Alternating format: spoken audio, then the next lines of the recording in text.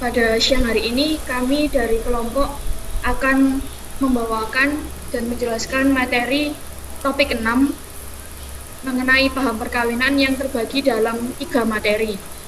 Dalam topik 6 ini menjadi 3 materi. Yang pertama adalah paham perkawinan Paus Paulus ke-6 Humanae Vitae, dan kedua paham perkawinan Paus Yohanes Paulus kedua Familiaris Consortio, dan yang ketiga mengenai ensiklik Amoris Laetitia Paus Fransiskus.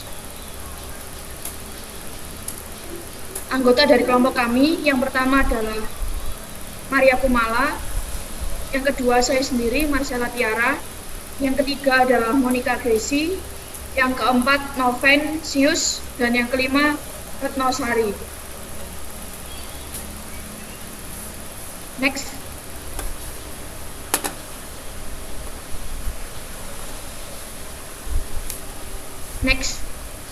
Yang pertama adalah terkait dengan, mohon maaf Pak Risto, bisa di-mute karena sepertinya ada voice ya. Terima kasih. Yang pertama adalah paham perkawinan Paus Paulus ke-6 Humanae Vitae. Terkait dengan ensiklik Humanae Vitae ini yang dikeluarkan oleh Paus Paulus ke-6, maka terdapat 7 konteks yang akan dibahas. Yang pertama terkait dengan Paus Yohanes yang membuka Konsili Vatikan II, yakni maka gereja menjadi semakin pluralistis sehingga ada yang cepat memperbarui diri dan ada yang tetap lambat dalam merubah diri.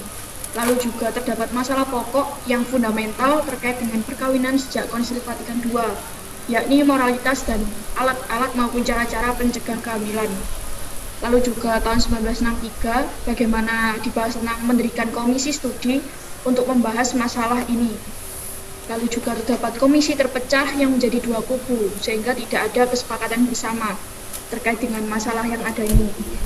Dan untuk menanggapi kebutuhan umat beriman akan pedoman yang tegas dari gereja, maka Paus Paulus ke-6 mengeluarkan ensiklik Humanae Vitae ini. Dan yang terakhir, terkait dengan pembaruan yang pokok adalah pengakuan bahwa cinta kasih adalah unsur konstitutif di dalam perkawinan, bahwa cinta suami istri itu berciri manusiawi, penuh, setia, serta eksklusif dan subur. Di dalam struktur ensiklik ini nantinya akan terdapat pendahuluan, prinsip dasar doktriner, dan anjuran pastoral. Di dalam pendahuluan terdapat 5 unsur, yakni permasalahan dan kompetensi magisterium, pertanyaan baru, menafsirkan hukum moral, studi khusus, dan juga jawaban dari magisterium. Yang kedua, prinsip doktriner yang terdiri dari 12 pembahasan. Yang pertama, rencana kasih Allah, lalu kasih suami istri, ketiga orang tua yang bertanggung jawab, menelaah hukum kodrat, kesatuan dan keturunan, kesetiaan terhadap rencana Allah, yang tidak bertanggung jawab, sarana-sarana terapeutik yang bertanggung jawab, lalu juga jalan menggunakan masa tidak subur, konsekuensi dari metode buatan, batas bagi kekuatan manusia, dan juga perhatian gereja. Dan yang ketiga, pembahasan mengenai anjuran pastoral yang terbagi menjadi 13 pembahasan, yakni nilai disiplin diri, memperjuangkan kemurnian, pendekatan terhadap penguasa sipil, mencari solusi yang sejati, pesan kepada para ilmuwan, pesan kepada pasangan Kristiani, bantuan bagi Allah, kerasulan keluarga, pesan bagi para dokter dan bidan, pesan kepada para imam, kasih Kristiani, pesan kepada para uskup, dan sebuah karya agung. Pendahuluan yang dibahas dalam ensiklik ini adalah bagaimana penerusan kehidupan merupakan peran yang paling penting di dalam keluarga, di mana mereka bekerja sama secara bebas dan bertanggung jawab dengan Allah Pencipta. Lalu yang kedua, pembahasan mengenai kelahiran juga menjadi sumber kegembiraan yang besar, tetapi kadang juga disertai dengan berbagai kesulitan dan tantangan. Lalu masalah yang terjadi terkait dengan yang dibahas dalam ensiklik ini, yang pertama adalah bagaimana kelahiran itu dapat menjadikan pertambahan penduduk yang cepat menimbulkan ketakutan. Lalu 2, munculnya pemahaman baru tentang keluhuran wanita dan tempatnya di masyarakat. Bagaimana nilai dari kasih suami istri ini juga hubungan antara hubungan seks suami istri dengan kasih suami istri tersebut. Yang ketiga, kecenderungan perkembangan manusia dalam mendominasi dan mengorganisasi kekuatan alami dengan akal budinya sampai ingin mengontrol setiap aspek yang terdiri dari kehidupan sampai tubuhnya, pikiran dan emosinya, kehidupan sosialnya, bahkan hukum yang mengatur penerusan kehidupan. Lalu terkait dengan kelahiran, maka akan muncul pertanyaan baru dan pandangan baru yang akan dibahas. Yang pertama terkait dengan pertanyaan bahwa apakah tidak boleh meninjau ulang norma moral yang ada sekarang, apalagi jika norma itu membawa kesulitan besar dan hanya bisa diwujudkan dengan usaha keras. Dan yang kedua, karena manusia semakin menyadari tanggung jawabnya, apakah boleh manusia dengan akal budinya mengatur penerusan kehidupan dan bukan sekedar mengikuti ritme tubuh manusia. Dalam ensiklik ini juga akan menafsirkan terkait dengan hukum moral. Yang pertama, bagaimana gereja memiliki kompetensi dalam magisteriumnya untuk menafsirkan hukum moral kodrati. Dan yang kedua, bagaimana menafsirkan dasarnya adalah perutusan Kristus kepada Petrus dan para rasul untuk mengajar segala bangsa, bagaimana mereka ditetapkan sebagai penjaga dan penafsir seluruh hukum moral, baik dari Injili dan juga kodrati. Tujuan dari studi Komisi Keluarga dalam ensiklik ini adalah bagaimana nantinya dan secara khusus tentang pengaturan kehamilan yang betul menurut pandangan Bapak Paus tadi. Dan yang kedua, menyediakan bagi kuasa mengajar gereja dengan beberapa bukti yang memampukannya memberikan jawaban yang tepat terkait dengan permasalahan yang sudah ada di awal tadi.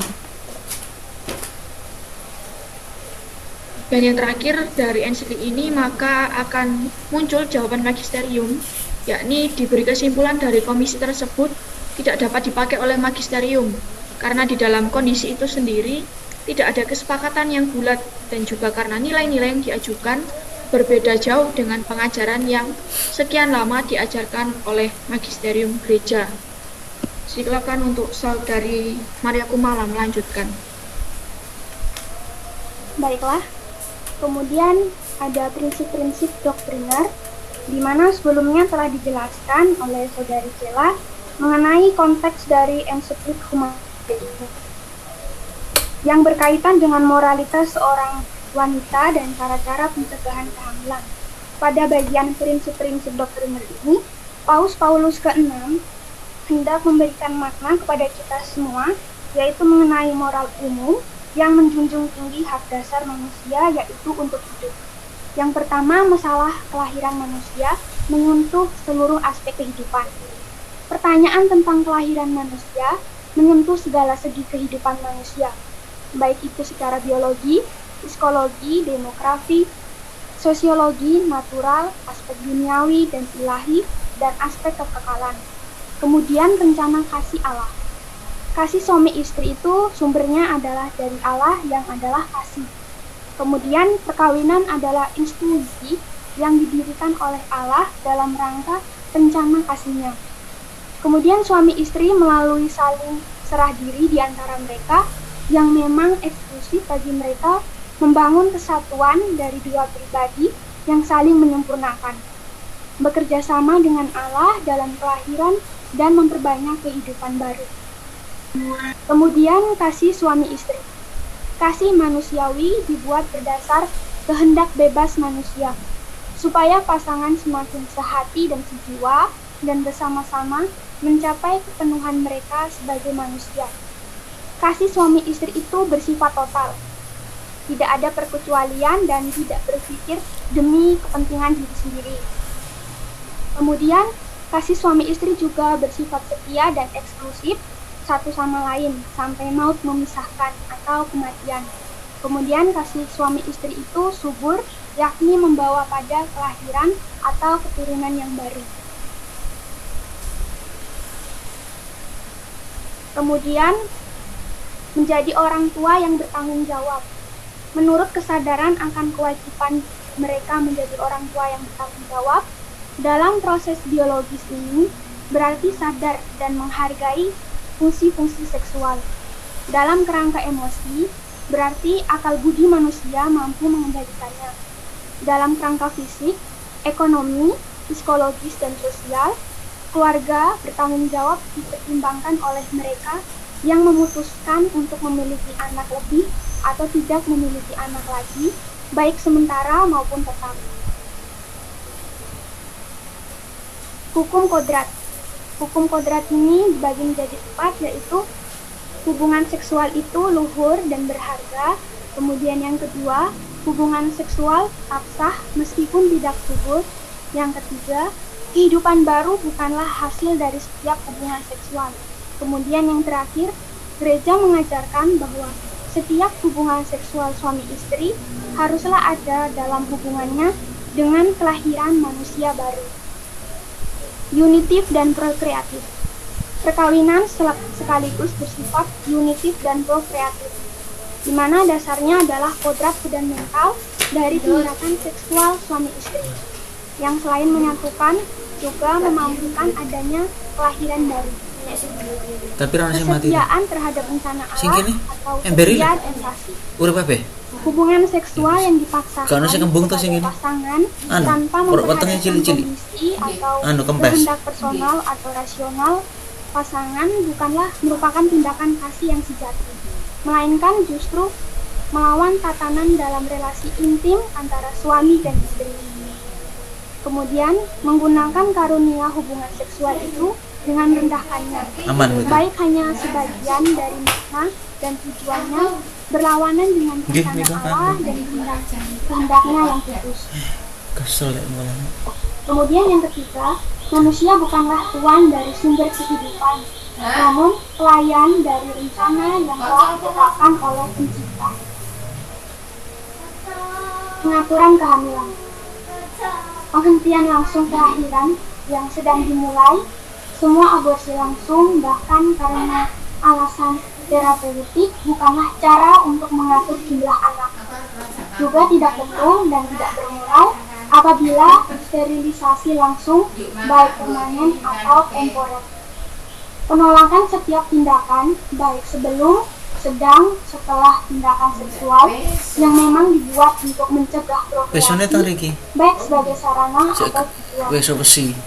Ini tidak dibenarkan pula yang berkaitan dengan hubungan seksual yang kontraseptif, bahwa sebuah kejahatan yang lebih kecil baik dari kejahatan yang lebih gede, ireng coklat.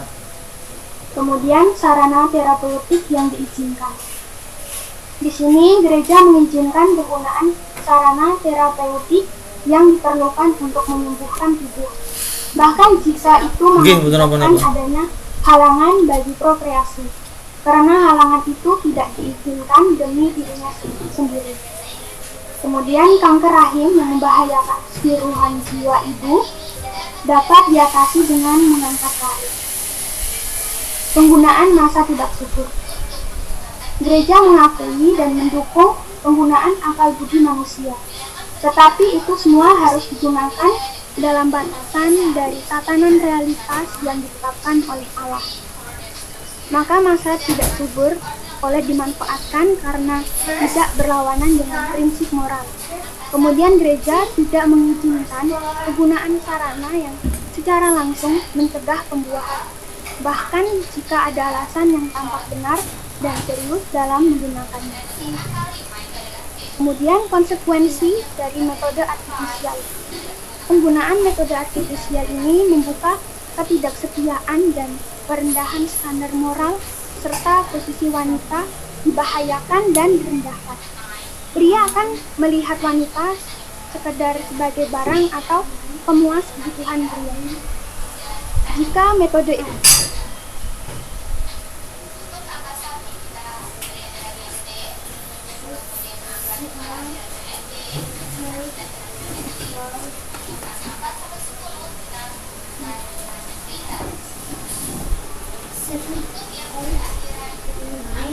dan kita hanyalah menjadi pelayan.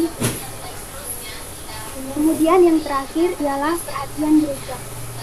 Apa yang diajarkan gereja ini tidak mudah dan tidak semua orang akan dengan mudah menerimanya. Tetapi gereja memang tidak semula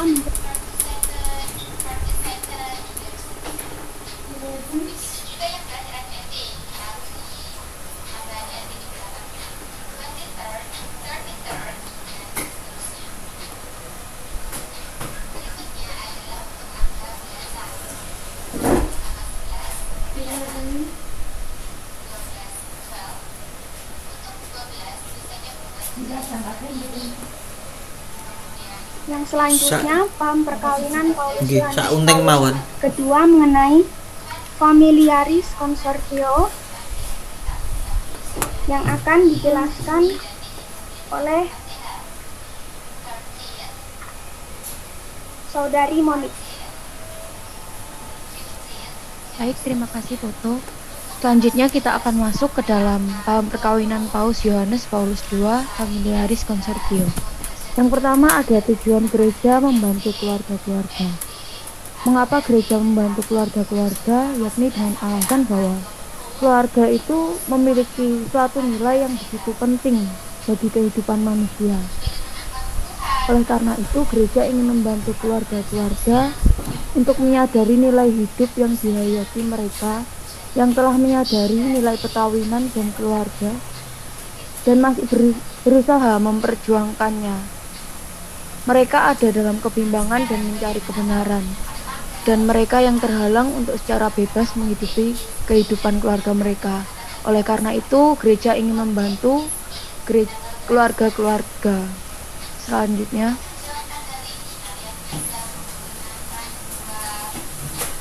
lalu yang kedua ada Sinode 1980, dari kelanjutan dari Sinode sebelumnya. Pada tanggal 26 September sampai dengan 25 Oktober 1980 diselenggarakan sinode yang membahas tema keluarga. Dan sinode ini merupakan kelanjutan dari sinode-sinode yang telah diadakan sebelumnya. Karena di dalam keluarga merupakan sebuah komunitas untuk membentuk dan tumbuh kembang iman yang pertama dan utama.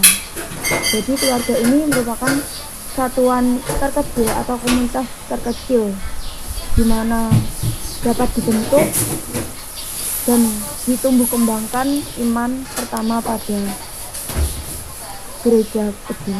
Selanjutnya, yang ketiga ada nilai luhur dari perkawinan dan keluarga. Sejak awal mula perkawinan dan keluarga dinilai sebagai suatu yang luhur karena diangkat oleh Allah sendiri, dan ini dengan tujuan untuk menuju kepenuhan dalam Kristus dan dalam kebutuhan akan rahmat-Nya, supaya sembuh dari luka dosa dan dikembalikan pada awalnya, yaitu pada pemahaman yang penuh realisasi dan penuh rencana Allah. Next. 4. Kebutuhan untuk memahami situasi. Karena Allah merencanakan perkawinan dan keluarga menyentuh eksistensi setiap manusia, maka gereja harus memahami bahwa situasi keluarga masa kini, pemahaman ini merupakan tuntutan yang tak terelakkan bagi karya pewartaan. Gereja mau memahami situasi keluarga-keluarga masa kini, dan gereja mendengarkan kesadaran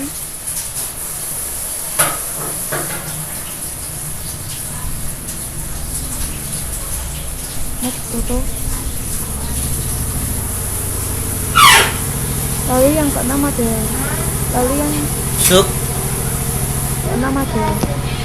situasi keluarga masa kini, negatif dan positifnya. Ada dua situasi, yakni negatif dan positif. Yang pertama, situasi positif. Kesadaran akan kebebasan dan perhatian yang semakin besar terhadap kualitas relasi dalam perkawinan, meningkatnya keluhuran wanita, kelahiran yang bertanggung jawab, pendidikan anak-anak, dan lain sebagainya. Namun, ada pula sisi negatifnya. Yakni hal-hal yang dapat merusak nilai-nilai fundamental perkawinan seperti ketidaktergantungan antar pasangan, sulitnya meneruskan nilai-nilai keutamaan, perceraian yang semakin bertambah, adanya aborsi, sterilisasi, dan mentalis kontraseptif. Yang ketujuh ada pengaruh lingkungan terhadap kesadaran umat dunia.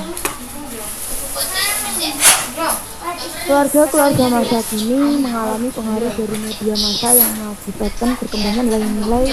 1. Perceraian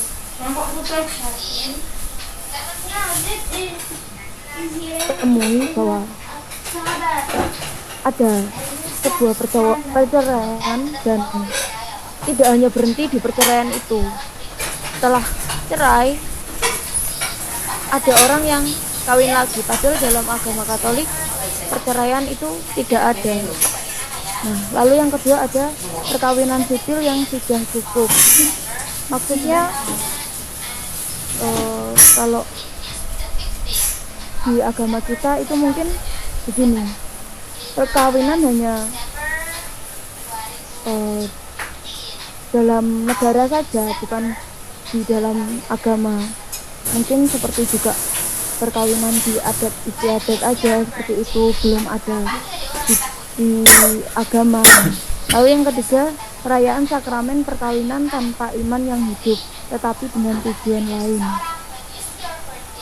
Lalu yang keempat, penolakan terhadap norma-norma yang menjaga dan mengembangkan keluhuran seksualitas dalam perkawinan. Next. 8. Zaman kita membutuhkan kebijaksanaan. Saat ini, di zaman ini, kita itu memiliki tugas besar, yakni untuk mengembalikan nilai luhur kehidupan dan nilai-nilai fundamentalnya. Bukan hanya personal saja yang terlibat, tetapi semua pihak terlibat untuk mengembalikan keutamaan nilai-nilai moral.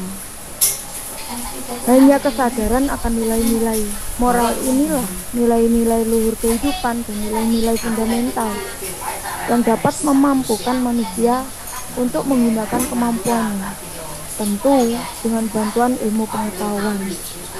Dan ini dilakukan demi pengembangan manusia di dalam keutuhan kebenaran, di dalam sejarah kebebasan dan keluhurannya. Selanjutnya akan dilanjutkan oleh teman saya, Ratna. Mau naik sarapan gitu nih. Aku mah terus naik sarapan iki. Berlanjut dulu aja, Mon. Lalu yang ke-9 ada pembinaan bertahap dan pertobatan. Yang dibutuhkan adalah pertobatan terus-menerus sambil memisahkan diri dari kejahatan dan mengusahakan kebaikan dalam kepenuhannya. Diperlukan pembinaan bertahap sehingga umat beriman lebih memahami dan mengintegrasikan nilai-nilai luhur itu di dalam kehidupan mereka. Yang ke-10 ada inkulturasi. Gereja menerima berbagai budaya, segala sesuatu yang mampu mengungkapkan dengan lebih baik kekayaan Kristiani yang terselami. Melalui budaya-budaya itulah kekayaan Kristiani dapat dinyatakan dengan lebih jelas. Jadi gereja itu juga terbuka akan budaya-budaya yang dimana dapat memiliki nilai positif, yakni dapat membantu mengungkapkan kekayaan Kristiani yang masih tersembunyi. Selanjutnya yang 11 ada manusia, gambar Allah yang adalah kasih. Manusia itu diciptakan sesuai dengan rupa dan gambar Allah sendiri, dan Allah telah menciptakannya karena kasih-Nya kepada manusia. Dia memanggil manusia untuk kasih yang sama itu, dan kasih itu ada dalam dua bentuk, yakni hidup selibat dan menikah. Maka seksualitas sungguh manusiawi jika menjadi bagian integral dari kasih total suami istri. Totalitas itu juga menyangkut masa subur yang bersifat terbuka terhadap keturunan. Yang ke-12 ada perkawinan dan persekutuan antara Allah dan manusia. Persekutuan kasih antara Allah dan manusia mendapatkan ekspresinya yang penuh di dalam janji nikah yang ditetapkan antara seorang pria dan seorang wanita. Allah mengasihi umatnya dinyatakan melalui kata yang hidup dan nyata di mana seorang pria dan wanita mengungkapkan kasih perkawinan.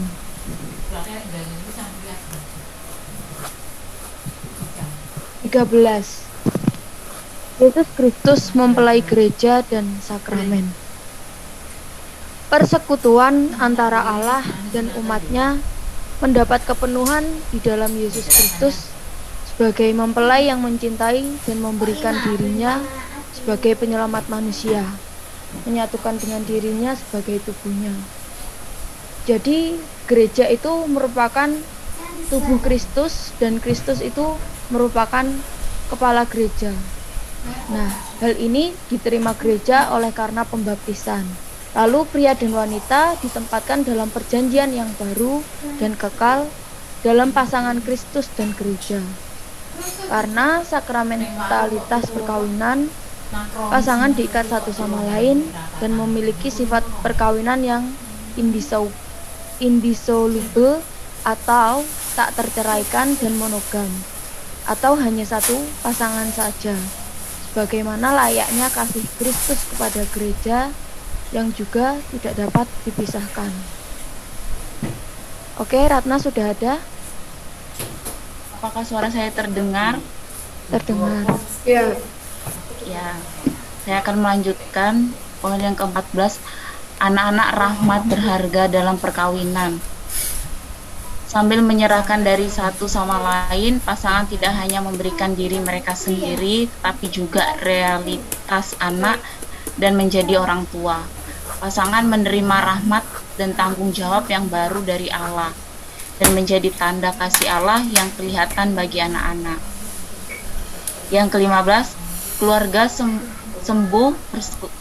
sebuah persekutuan dari pribadi-pribadi.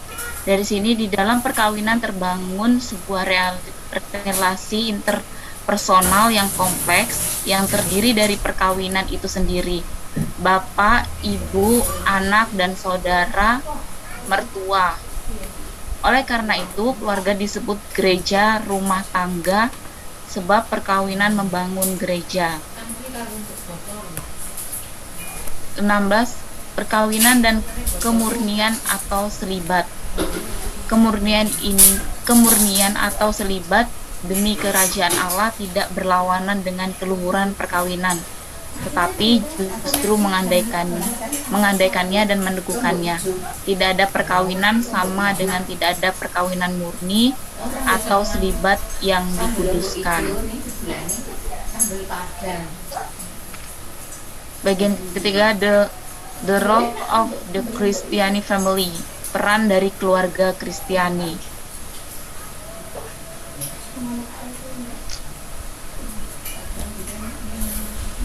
Keluarga jadilah dirimu sendiri. Dalam rencana Allah, keluarga bukan hanya menemukan identitas sekaligus juga misi sebagai komunitas hidup dan kasih yang intim. Ada empat tugas penting yang harus diemban oleh keluarga Kristiani. Yang pertama, membentuk persekutuan pribadi-pribadi. Yang kedua, melayani kehidupan. Dan yang ketiga, berperan serta dalam pengembangan. Dan yang Anniversary terakhir, ambil bagian ulang dalam tahun Jakarta adalah pada sebagai prinsip dan daya persekutuan. Keluarga dibangun atas dasar kasih, persekutuan yang terdiri dari suami istri, orang tua, anak, dan juga saudara. Memiliki tugas untuk menghidupi relasi kesatuan keluarga sebagai persekutuan dengan penuh kesetiaan dengan dan dalam usaha terus-menerus untuk membangun persekutuan yang otentik dari pribadi-pribadi. Yang ke-19, kesatuan tak terbagi dari persekutuan perkawinan. Perkawinan adalah persatuan yang unitif dan tak terbagi. Oleh adanya perkawinan, dua pribadi menjadi satu daging dan mereka dipanggil untuk terus tumbuh dalam persekutuan mereka dan setia dalam janji perkawinan serta saling serah diri. Lanjut. Sebuah persekutuan tak terceraikan. Persekutuan perkawinan bersifat monogam, berciri unitif dan tak terceraikan.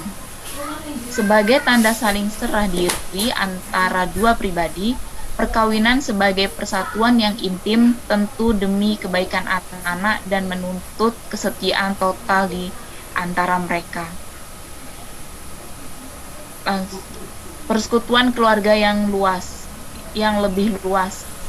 Persekutuan perkawinan menjadi dasar dibangunnya persekutuan yang lebih luas, khususnya di dalam keluarga.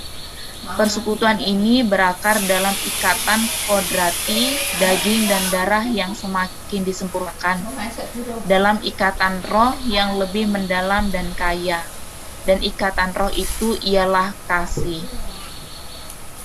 Lanjut. Yang ke-22, hak-hak dan peran wanita.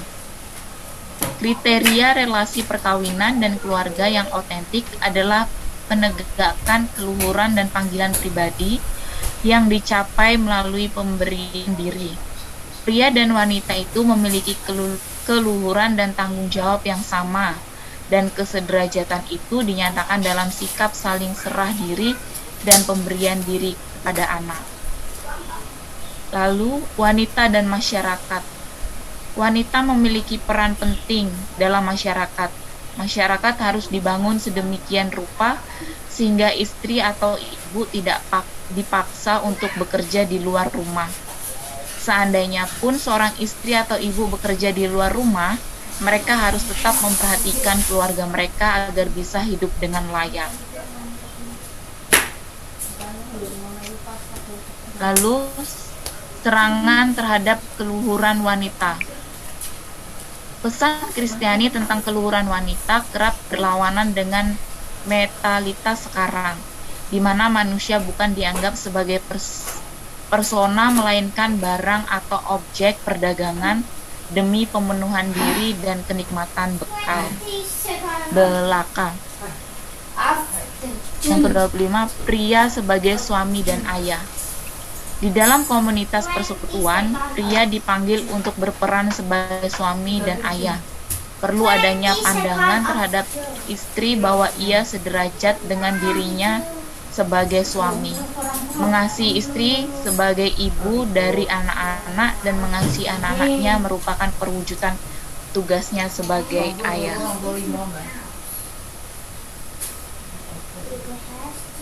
Lalu, hak anak-anak.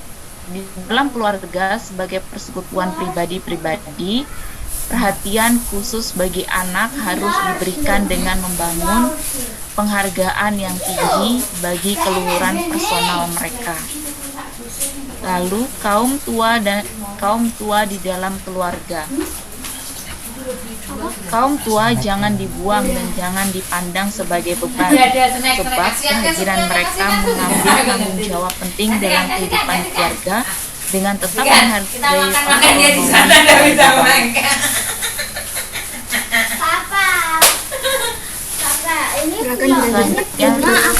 dilanjutkan oleh Noven.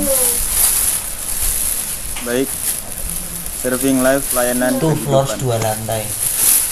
Ya, katanya Mama Next. floors. Yang ke-28, partner di dalam kasih Allah Sang Pencipta. Suami dan istri di dalam kasih menjadi partner Allah dalam karya pencipta. Yang ke-29, ajaran dan norma gereja selalu lama dan sekaligus juga selalu baru. Kasih antara suami dan istri harus sungguh manusiawi, eksklusif dan terbuka terhadap kehidupan baru. 30, gereja mempertahankan kehidupan. Gereja memandang ilmu dan teknik untuk mempertahankan kehidupan. Selanjutnya, rencana Allah mungkin semakin lebih bisa dipenuhi. Untuk itu, gereja memandang perlunya pendalaman di dalam segala aspek.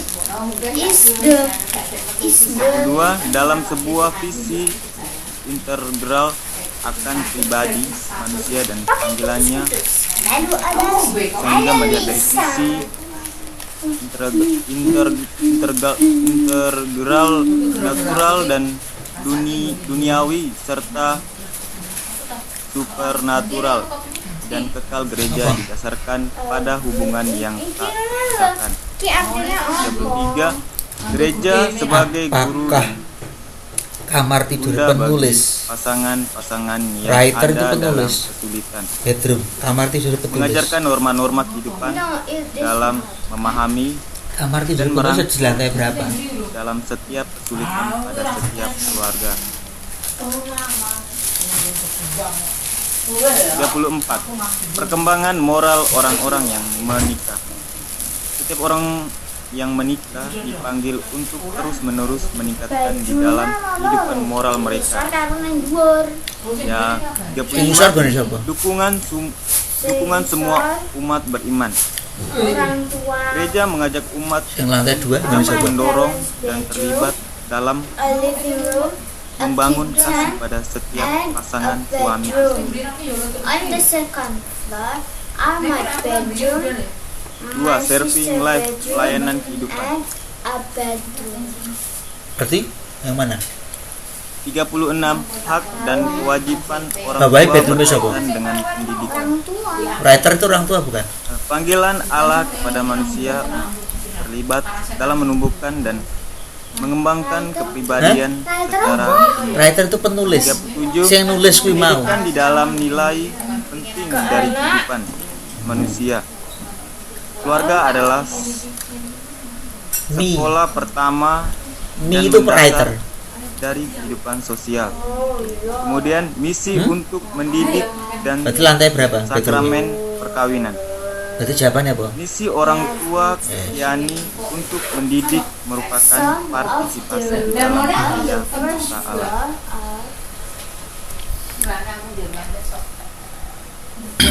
39. Pengalaman pertama gereja. Adapun misi untuk mendidik orang tua hendaknya mengikuti garis-garis pendidikan melalui tahap-tahap pendewasaan. Lalu yang ke-40, relasi dengan agen pendidikan lain. Keluarga adalah komunitas pertama, tetapi bukan satu-satunya dalam pendidikan, melainkan harus dapat cabang melalui pendidikan lain. Yang ke-41, berbagai macam pelayanan kehidupan. Keluarga-keluarga Kristiani termasuk orang tua harus mampu menyebarkan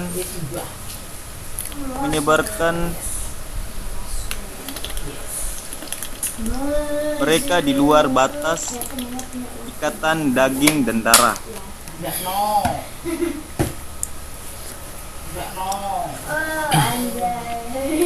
Partisipasi dalam pembangunan masyarakat. Keluarga sebagai sel pertama dan penting dalam masyarakat. Keluarga merupakan dasar pertama dalam organisasi dan masyarakat. Kemudian kehidupan keluarga sebagai sebuah pengalaman akan persekutuan dan sharing dalam keluarga harus memiliki relasi yang baik pada tiap anggota dalam keluarganya. Peranan sosial politik. Peran keluarga tidak hanya berhenti pada kelahiran dan pendidikan saja, sehingga keluarga harus mengabdikan dirinya pada kegiatan pelayanan sosial.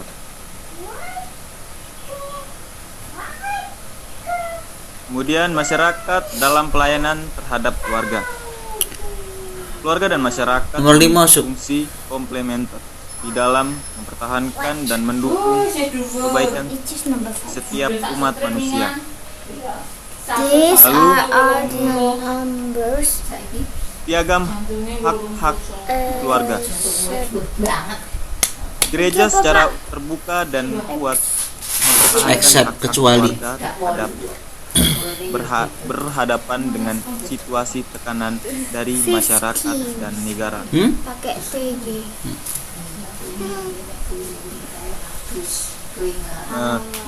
Rahmat dan tanggung jawab keluarga Kristiani. Peran sosial dari keluarga didasarkan pada sakramen perkawinan. Keluarga Kristiani diundang untuk memberikan saksian atas dedikasi yang murah hati dan tanpa kepentingan bagi masyarakat, masalah sosial, dan memperhatikan yang miskin dan beruntung, tak beruntung. Selanjutnya bagi sebuah tatanan internasional yang baru dalam permasalahan sosial yang mendunia saat ini, keluarga melihat perannya di dalam pengembangan masyarakat melalui cara yang baru.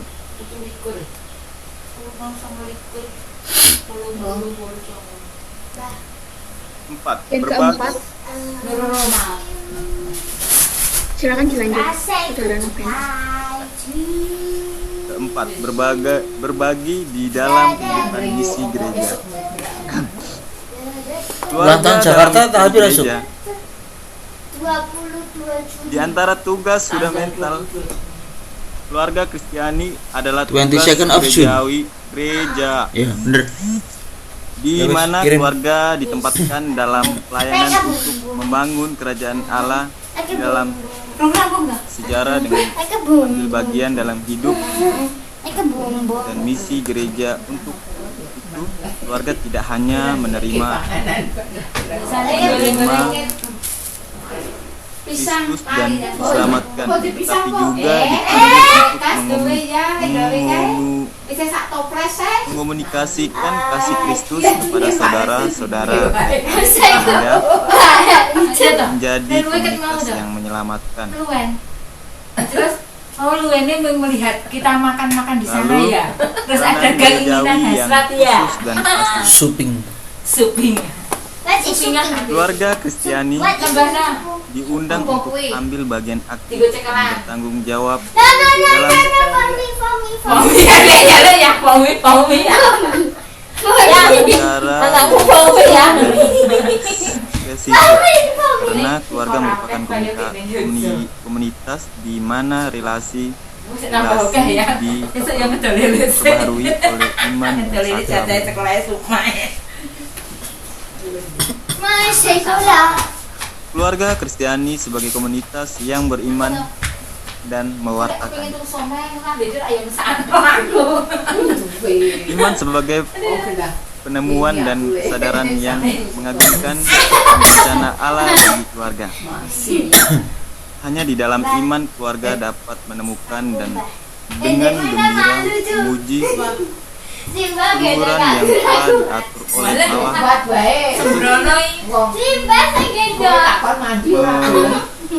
memegang perkawinan dan keluarga, membuatnya menjadi tanda dan tempat kejumpaan janji kasih antara Allah dan manusia.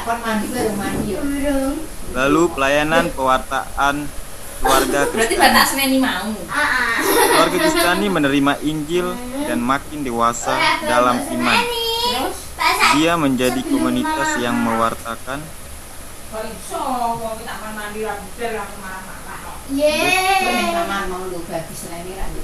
kemudian pelayanan gerejawi. Ada tugas pelayanan pewartaan yang dibuat orang tua Kristiani. Kristiani adalah asli dan tak tergantikan. Keluarga harus mendidik supaya anak-anak bisa hidup di masing-masing, di mana masing-masing bisa menemukan peran mereka menurut panggilan yang diterima Allah. Lalu mewartakan Injil kepada seluruh ciptaan. Pewartaan adalah tugas setiap orang. Pewartaan adalah tugas setiap orang keluarga Kristiani yang memiliki misi ini, sebab sakramen perkawinan mengambil dan meneguhkan tugas mempertahankan dan menyebarkan iman.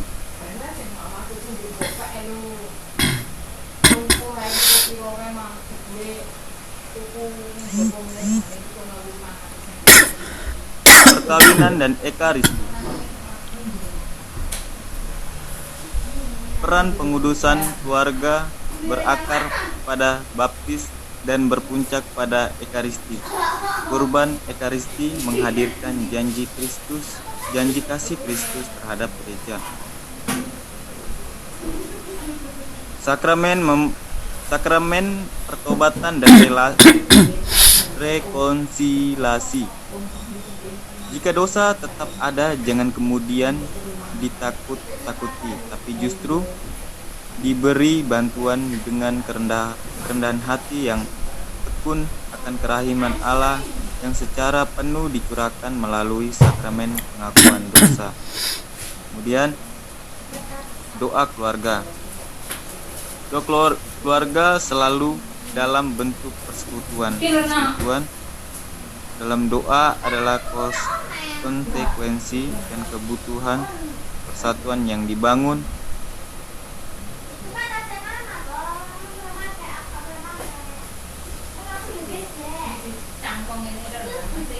para pendidik dalam doa. Karena keluhuran dan misi mereka, orang Kristiani memiliki tanggung jawab khusus akan pendidik anak-anak mereka dalam doa. Kemudian doa liturgi dan doa pribadi. Ada hubungan yang erat antara doa gereja dan doa pribadi umat beriman. Doa dan kehidupan. Doa menjadi bagian yang penting dalam kehidupan orang Kristen. Doa menjadi intensif terkuat bagi keluarga Kristiani untuk menanggung dan memenuhi dengan penuh tanggung jawab. Kemudian perintah kasih yang baru. Keluarga Kristiani diinspirasi dan dibimbing oleh hukum baru Roh Kudus dan dalam persekutuan yang erat dengan gereja.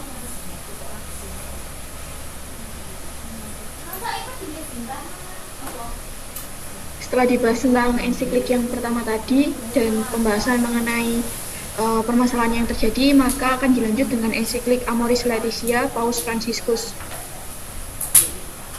Next.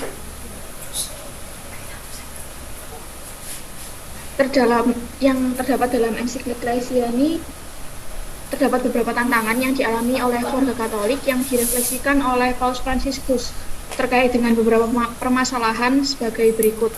Yang pertama adalah permasalahan terkait dengan individualisme dan stres kerja. Bagaimana orang memilih hidup bersama tanpa ikatan mental atau hidup sendiri. Ini juga banyak dijumpai bagaimana banyak orang yang memilih untuk hidup sendiri karena memiliki sibuk kerja. Mereka kurang memiliki waktu maupun memang memiliki pilihan hidup untuk hidup sendiri. Lalu yang kedua terkait dengan prinsip kebebasan. Bagaimana permasalahan ini juga sering terjadi. Mereka memiliki prinsip tentang bebas mau apapun bahkan dalam urusan relasi. Bebas yang diartikan di sini dalam hal apapun. Jadi mereka tidak ingin hanya melulu tentang pernikahan antara dua pribadi itu saja, tapi terkait dengan kehidupan bebas yang mereka inginkan. Yang ketiga adalah budaya kesementaraan, yakni nikah dan cerai. Banyak juga dijumpai saat ini, sehingga ini juga menjadi refleksi Paus Fransiskus. Yang keempat terkait dengan tantangan untuk menunda perkawinan karena ada alasan ekonomi dan pekerjaan maupun juga studi, sehingga perkawinan yang sudah direncanakan seringkali masih harus ditunda maupun dibatalkan karena juga terdapat masalah-masalah faktor ekonomi, pekerjaan maupun studi yang belum selesai. Lalu yang kelima, efektivitas tanpa batas, yakni terkait dengan afektivitas yang narsis. Sering terjadi pula dalam kehidupan perkawinan masa kini. Yang keenam adalah mentalitas anti kelahiran. Bagaimana laju pertumbuhan penduduk menjadi menurun. Ini juga bertolak belakang dengan prinsip dari perkawinan Gereja Katolik, bahwa perkawinan dalam Gereja Katolik pastinya akan terbuka dalam kelahiran baru. Sehingga dari sini juga bertolak belakang dengan ajaran dalam Gereja Katolik, bagaimana ketika dua orang bersatu maka nantinya akan menciptakan suatu pribadi baru. Lalu yang ketujuh, kesepian spiritual yang terjadi pada saat ini, yakni ketiadaan Allah dalam hidup dan relasi yang dimiliki oleh tiap individu. Yang kedelapan, perumahan yang tidak layak dan memadai menyebabkan orang takut menikah. Ini juga sering dijumpai dan terjadi dewasa kini, bagaimana orang takut akan menikah karena masa depan yang belum pasti mereka miliki, sehingga rumah yang merupakan menjadi aset juga dalam kehidupan pernikahan yang pastinya dibutuhkan dalam suatu keluarga, ini menjadi suatu tantangan yang dialami oleh keluarga Katolik. Yang kesembilan, banyak anak lahir di luar pernikahan. Ini juga tantangan yang dialami keluarga Katolik terkait dengan seks bebas maupun juga kehamilan yang tidak diinginkan. Ini menjadi suatu tantangan. Lalu selanjutnya terjadi banyak migrasi antara negara dan benua. Dan yang terakhir adalah kemiskinan yang absolut. Next. Lalu tantangan yang dihadapi oleh keluarga. Yang pertama adalah pendidikan makin sulit, bagaimana orang tua menjadi sibuk. Orang tua tidak mempunyai waktu untuk mendidik anak-anak mereka, sehingga terkadang anak-anak sulit untuk mendapatkan bimbingan maupun juga pendidikan karakter maupun kehidupan sekolah yang mereka butuhkan. Juga banyaknya instruksi media, TV, maupun internet dan smartphone. Di tengah dunia yang semakin maju dan berkembang secara pesat dalam dunia teknologinya, ini menjadikan banyak anak yang semakin sulit untuk bersosialisasi maupun memiliki pendidikan karakter yang baik karena orang tua yang sibuk, sehingga mereka hanya diberikan gadget secara langsung atau menonton TV. Hal ini juga berdampak pada pertumbuh kembang seorang anak, sehingga ini juga menjadi tantangan dalam keluarga Katolik. Lalu yang kedua, ketergantungan pada nafsa, judi, miras, dan KDRT. Ini sering terjadi bagaimana ketika banyak anak maupun remaja dan keluarga-keluarga Katolik ketika mereka membutuhkan pelampiasan maupun kesenangan dan kenikmatan sesaat, hal inilah yang menjadi suatu pelarian bagi mereka, bagaimana mereka menjadikan hal ini sebagai suatu kenikmatan yang membuat masalah mereka sesaat menjadi kabur maupun dapat terselesaikan. Lalu yang ketiga juga dapat berkembangnya poligami. Poligami yang juga bertolak belakang dengan ajaran Gereja Katolik, monogami, yang bagaimana menikah hanya sekali seumur hidup sampai maut memisahkan. Yang kedua juga perjodohan atau menikah paksa. Seperti yang sudah dibahas dalam pertemuan-pertemuan selanjutnya, perjodohan juga menjadi tantangan yang dihadapi oleh keluarga. Tetapi ini juga tidak menjadi suatu hal yang dipermasalahkan karena juga nantinya akan terdapat solusi bahwa ketika perjodohan ini dilangsungkan tetapi nantinya mereka berproses dan dapat saling mencintai, maka mungkin perkawinan itu menjadi suatu yang baik juga bagi kedua individu. Lalu juga hidup bersama tanpa pernikahan atau kumpul kebo. Bagaimana ini juga menjadi tren masa kini. Ini juga dihadapi oleh keluarga-keluarga khususnya dalam Gereja Katolik juga, bahwa mereka tidak dalam perkawinan yang sah dalam Gereja Katolik, tetapi mereka hidup bersama tanpa adanya status pernikahan yang sah. Dan yang keempat adalah revolusi dari bioteknologi itu sendiri, antara biologis dan juga teknologi. Selanjutnya silahkan saudara Kumala.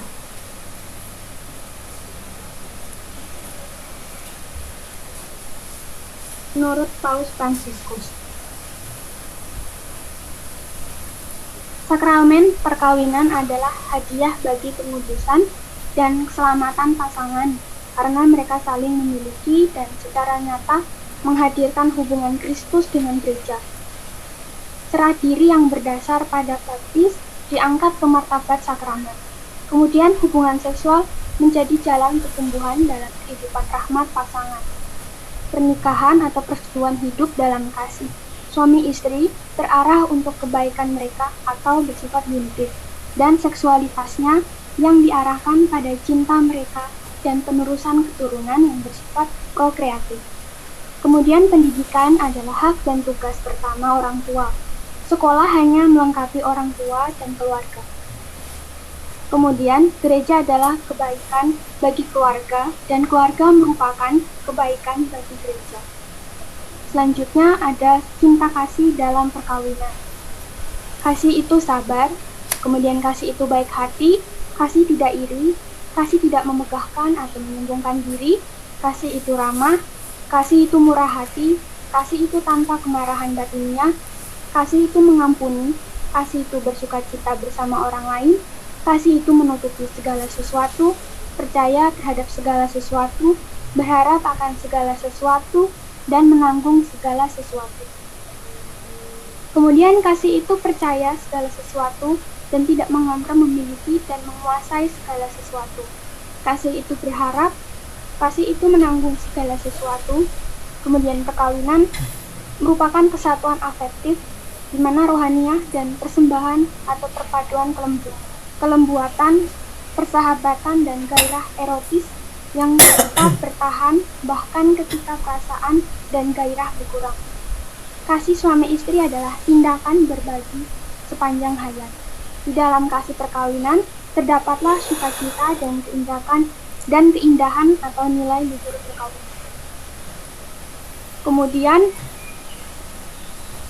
kasih dalam perkawinan itu adalah kasih yang tampak dan terus bertumbuh.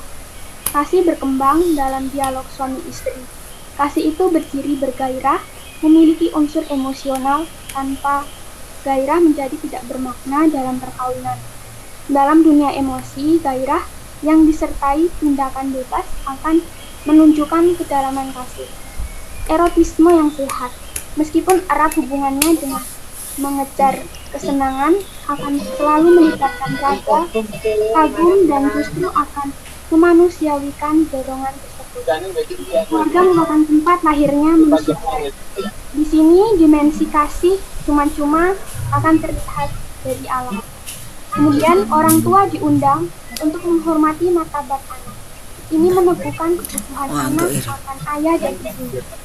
Kesuburan keluarga juga meluas melalui tindakan anak. Yang selanjutnya akan dilanjutkan Saudari Monica. Tolong di mute teman-teman. Tak tahu Saudara Yosan untuk di mute ya.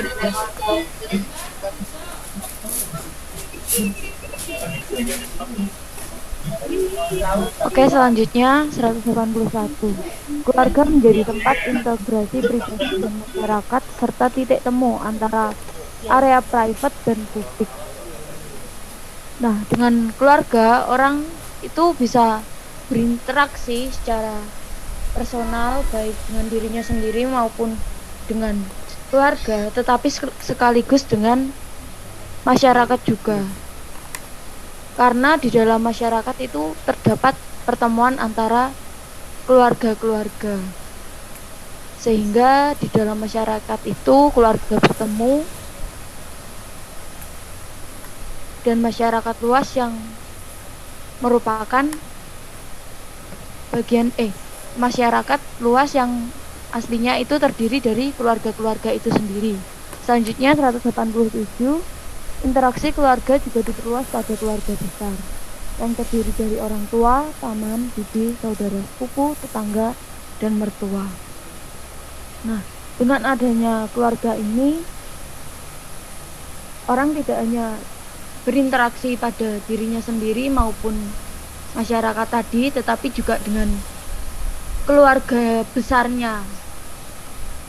Lalu 193, kaum lansia harus diperhatikan keluarga. Kaum lansia harus diperhatikan. Keluarga yang gagal menghormati. Kakek neneknya merupakan keluarga yang terpecah belah. Maka mengapa dikatakan seperti ini? Karena pada dasarnya kakek nenek atau seorang lansia dalam keluarga itu merupakan sumber dari keberadaan eksistensi mereka sendiri. Selanjutnya,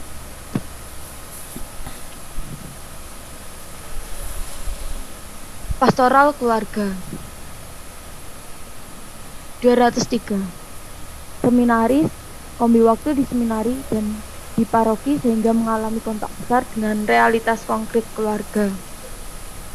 Para pastor itu seharusnya sejak awal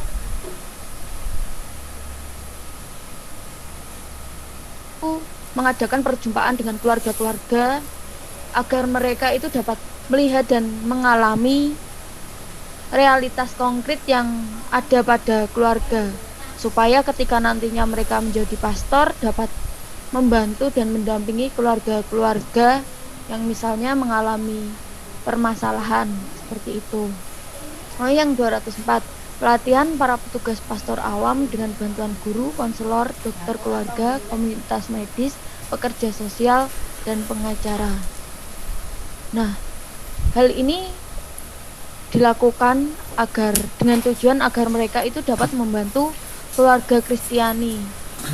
Dimulai dari ikut kursus-kursus persiapan untuk perkawinan. Lalu 207, KPP. KPP menjadi kesempatan untuk seseorang merasakan hal-hal batiniah dari perkawinan. Bukan menekankan banyaknya ajaran ataupun kerigma dan lain sebagainya, tetapi justru digunakan untuk calon pasutri sing asli kan ngene iki untuk merasakan ya kuwi masukku sing batiniah ditandani sing dalam iki perkawinan. Bukan hanya sekedar menerima ajaran-ajaran yang diberikan, tetapi merasakan, mengalami apa yang ada di dalam hubungan perkawinan. 211, perlunya pusat konseling keluarga, sehingga ketika ada suatu keluarga yang memiliki suatu problem bisa dibantu oleh seorang konselor. 212, utamakan bukan perayaan perkawinan ataupun yang di sini maksudnya pesta, tetapi bagaimana kasih dikembangkan dalam penerimaan sakramen.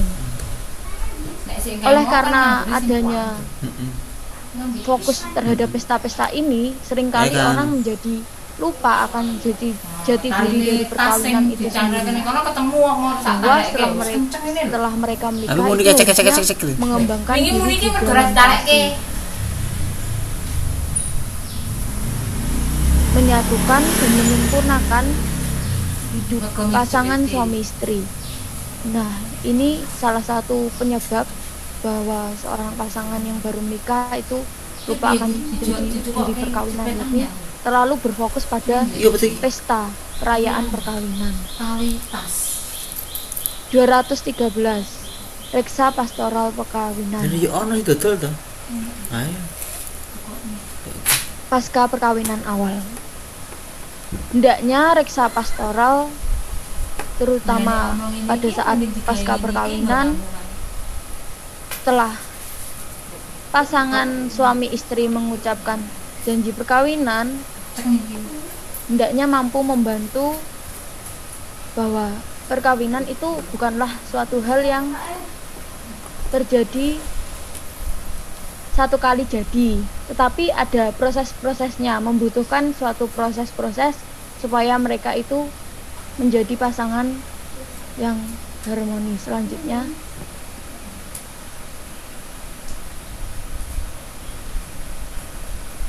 krisis, kecemasan, dan kesulitan keluarga. Realitanya kita sering menjumpai atau bahkan mengalami sendiri bahwa dalam keluarga tentu pasti pernah mengalami yang namanya krisis, kecemasan, atau kesulitan. Ketika keluarga mengalami krisis, hendaknya itu bayar 80 telu tok. dihadapi bersama-sama. Dan gereja yang merupakan bunda Makanya aku bingung ya. gereja yang memahami jika ada keluarga-keluarga tidak sempurna. Tapi ya Bu ya, sempurna, mau bengi mau harus acara tak suwi. dikomunikasikan. Tak pikir ki mamane kamar mandi kok nguruke banyu kok. Rampung-rampung. 239 Tak tiliki lho, kamar mandi deh, ora ono wong iki. luka-luka lama yang Asem ada ternyata pada ning diri ngarepan. seseorang itu dapat Jebal. menghambat proses pendewasaan seseorang. Misalnya adanya suatu trauma. Nah, trauma ini dapat menghambat suatu proses pendewasaan dalam diri seseorang. Demi pendidikan anak yang lebih, orang tua mempunyai tugas dalam mengembangkan kebiasaan serta kecenderungan emosional terhadap hal baik, karena seringkali yang terjadi adalah dinamika orang tua dan anak ini sangat berbeda. Selanjutnya akan dilanjutkan oleh rekan saya, Ratna.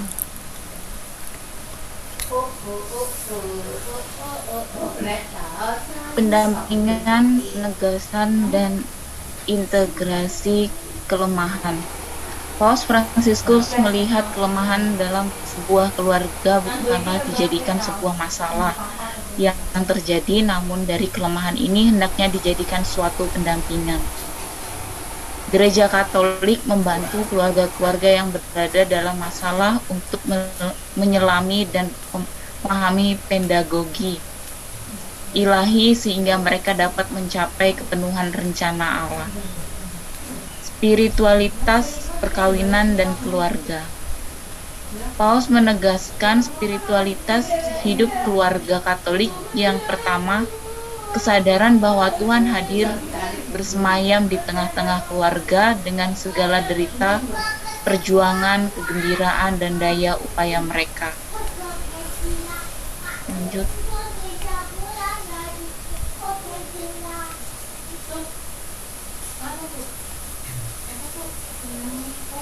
Demikian presentasi dari kelompok kami terkait dengan paham perkawinan dalam topik 6 yang terdapat 3 materi yang sudah dijelaskan.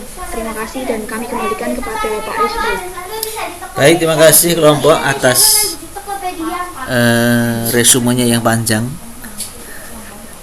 Saatnya kelompok penanggap, silahkan.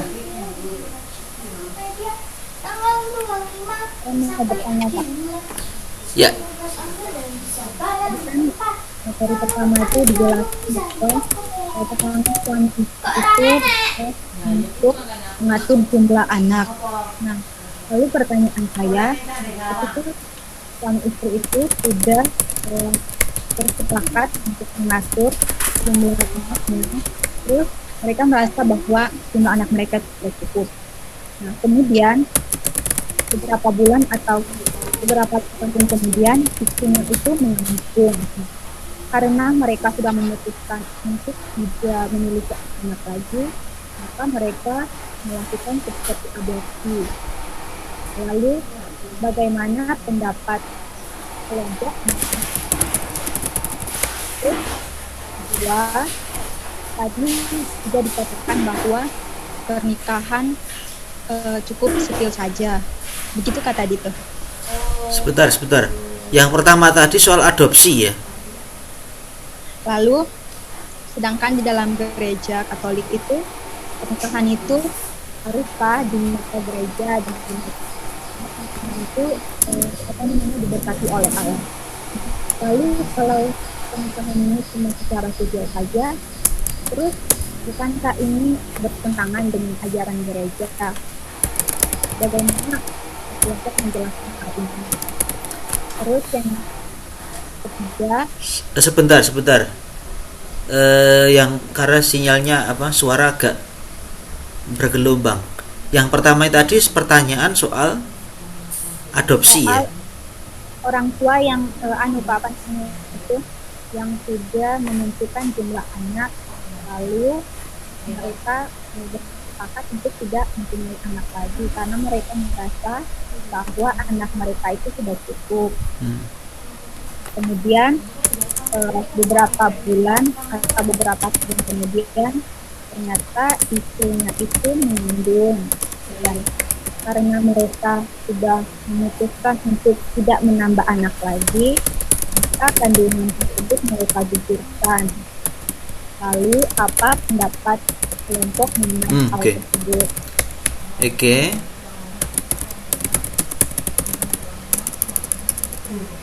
Terus yang kedua tadi mengenai pernikahan sipil. Dalam gereja Katolik kan pernikahan itu syariah di mata gereja karena diberkati oleh Allah. Lalu kalau pernikahan sipil sudah cukup saja, itu penjelasan kelompok bagaimana? Oke. Yang ketiga. Yang ketiga mengenai pendidikan anak. Orang tua itu kan bertanggung jawab atas menilai pendidikan anak. Lalu ketika orang tuanya berikan kayak anak yang dimanja gitu. Nah, karena saking dimanjanya, apa yang dia minta selalu dituruti. Dan kemudian anak tersebut karena tidak terbiasa ditegur, dia melakukan sebuah kesalahan yang fatal. Nah, karena kesalahan yang ia buat itu, keluarga besarnya dan orang tuanya menjadi malu. Ketika ia ditegur orang tuanya, dia tidak menerima karena sewaktu ia dibesarkan, dia selalu dimanjakan. Karena hal tersebut, orang tuanya menjadi jengkel dan mengatakan, lebih baik waktu kamu dilahirkan, saya bunuh saja kamu begitu. Lalu kelompok mengenai hal ini bagaimana? Terus yang keempat,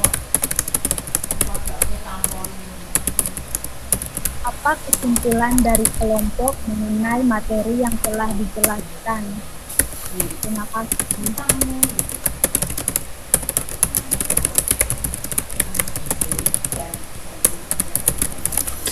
Oke. Ada lagi dari kelompok penanggap?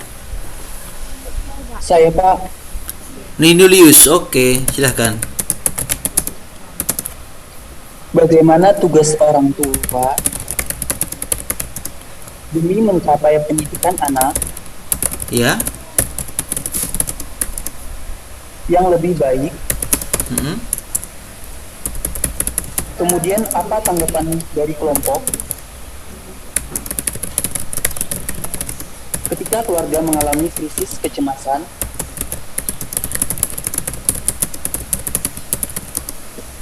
dalam keluarga? Jelaskan. Oke. Kemudian yang kedua, Pak, Oke. bagaimana pandangan gereja mengenai suami atau istri yang telah pergi dan tidak diketahui lagi tempat tinggalnya? Oke. Apakah bisa bercerai? Oke. Lalu jika akta sudah keluar, apakah bisa rujuk kembali? Terima kasih. Oke. Silahkan. Saya, Pak. Pak Tresia, Dita, oke. Ini saya bertanya mengenai kasih suami istri. Tadi itu kan dijelaskan bahwa kasih suami istri itu bersifat total dan tidak ada perkecualian dan juga tidak berpikir dengan diri sendiri. Lalu bagaimana tanggapan dari kelompok mengenai kasus dari pasangan suami istri Katolik dan salah satunya itu berselingkuh, bahkan sudah melakukan hubungan seksual? Itu padahal tadi dikatakan bahwa kasih suami istri itu bersifat total dan tidak ada perkecualian. Lalu pertanyaan yang kedua, bagaimana gereja merumuskan ajaran tentang perkawinan yang telah dinodai Tentang perkawinan yang seperti itu tadi, Pak? Oke. kasih. Yang lain? Kelompok? Saya, Pak. Oke, silahkan. Kalau saya dalam keluarga itu kan memandang bahwa pendidikan itu sangat penting bagi anak, terutama misalkan berkaitan dengan sosial, yaitu saya menekankan itu menumbuhkan cinta kasih dalam keluarga. Nah, tapi dalam setiap keluarga itu terkadang tanpa disengaja orang tua itu ada yang anak-anak itu memandang orang tuanya tuh pilih kasih terhadap misalnya kakaknya atau adiknya. Nah, hal tersebut kan menimbulkan bahwa adanya iri hati antara kakak dan adik tersebut. Nah, kemudian itu bagaimana tanggapan kelompok atas kasus tersebut? Itu pertanyaan yang pertama. Kemudian pertanyaan saya yang kedua yaitu pada era saat ini kan, pada era perkembangan zaman ini, kemerosotan moral itu sangat tinggi. Nah, kemudian banyak orang yang maunya hidupnya itu bebas, tidak mau terkekang. Misalkan dia maunya bebas, maunya aborsi saja atau melakukan kejahatan itu tanpa pikir panjang seperti itu, tidak mau terikat dengan ajaran gereja. Nah, kemudian ketika orang yang memiliki kebebasan, merasa bebas, namun ketika memiliki keterikatan atau larangan dari gereja tersebut, misalkan dia tuh pingin aborsi tapi kan dari gereja itu melarang. Nah, kemudian dia itu kayak sakit hati karena mungkin kebebasan dia itu merasa terkekang gitu dari ajaran gereja tersebut. Kemudian dia dari hal tersebut kan, dari kasus tersebut, kemudian imannya dia itu semakin menurun, menjauh dari gereja. Nah, bagaimana pandangan kelompok terhadap kasus tersebut? Terima kasih. Oke, ada lagi? Priscilla. Oke, Priscilla. Bagaimana tanggapan kelompok ketika ada seseorang itu yang setelah melihat pernikahan itu tidak selalu berjalan dengan mulus, itu memiliki pemikiran bahwa dia itu tidak memerlukan pendamping hidup karena dia itu sudah sukses dengan karirnya dan menganggap bahwa pernikahan itu menghambat kebahagiaannya. Lalu dia merasa bahwa hidupnya yang sekarang ini adalah panggilan hidup. Memilih tidak menikah dan cukup dengan dirinya.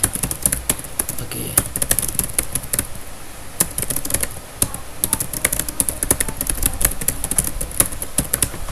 Oke, ada lagi? Cukup? Dari kelompok? Oke. Ada banyak pertanyaan?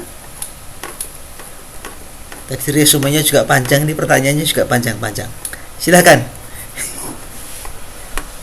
Mana dulu yang mau dijawab? Saya mencoba menjawab pertanyaan dari Priscilia Ajeng dan Patricia Dita. Oke. Ya. Yang pertama mungkin saya menjawab dari Prisil terkait dengan materi yang sudah kita dapat, bahwa saya simak lagi bagaimana kalau ada orang yang setelah melihat bahwa perkawinan itu gagal lalu memilih tidak menikah dan cukup dengan dirinya dan merasa itu sebagai panggilan hidupnya. Kalau pandangan dari kelompok dan juga ajaran dari gereja Katolik itu tidak salah dan itu menjadi pilihan hak setiap orang, seperti yang ditegaskan dalam yang dikatakan oleh bapak-bapak gereja bahwa tidak menikah juga luhur dalam kerajaan Allah. Bagaimana tidak menikah juga merupakan lambang dari cinta, karena apabila orang memilih untuk tidak menikah atau hidup selibat itu juga tidak melawan ajaran dari Allah sendiri dan tidak nilainya itu tidak berkurang dari apabila orang memilih untuk menikah. Jadi secara singkat ya, menurut kelompok kami apabila tidak menikah pun juga tidak disalahkan dan itu merupakan pilihan dan panggilan hidupnya. Jadi itu juga luhur di mata Allah. Apabila konteksnya memang dia memilih untuk hidup sendiri, berbeda dengan konteks apabila dia memang memiliki kasus dalam dirinya sendiri, apabila dia memang tidak memiliki waktu atau apa namanya hidup sendiri, berpanggilan dan pilihan dalam hidup. Bagaimana Priscil, apakah bisa diterima?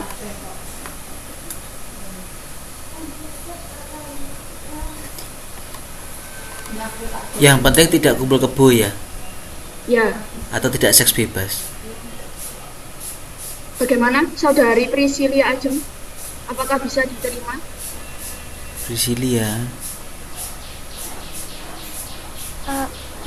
apakah jika itu dipandang tidak apa-apa, tapi kalau dia itu memiliki kayak dia melakukan itu bukan karena dia ingin, tapi bukan karena dia emang panggilannya seperti itu, sebenarnya itu ada kendala seperti kayak dia mengenal salah satu seseorang yang LGBT begitu, lalu dia ingin menyembuhkan tetapi tidak mencapai itu, akhirnya itu dia jadi membiarkan hidupnya itu untuk tidak menikah begitu.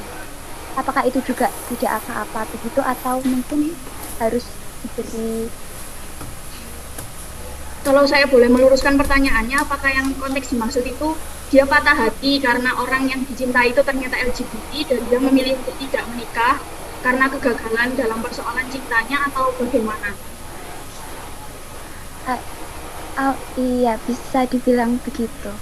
Oh ya, baik. Kalau misal konteksnya memang dia patah hati dan akhirnya dia memilih untuk hidup sendiri dan tidak mencintai orang lain lagi, menurut kelompok dan juga gereja Katolik maupun yang diajarkan oleh Bapak Gereja, itu tidak salah karena menjadi pilihan dalam hidupnya sendiri.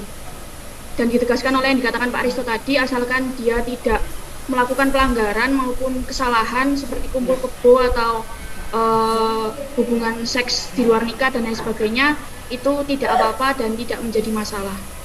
Kira-kira begitu. Apakah bisa diterima? Ya, terima kasih. Terima kasih. Ya, mungkin yang kedua saya menjawab pertanyaan dari Saudari Patricia Dita terkait dengan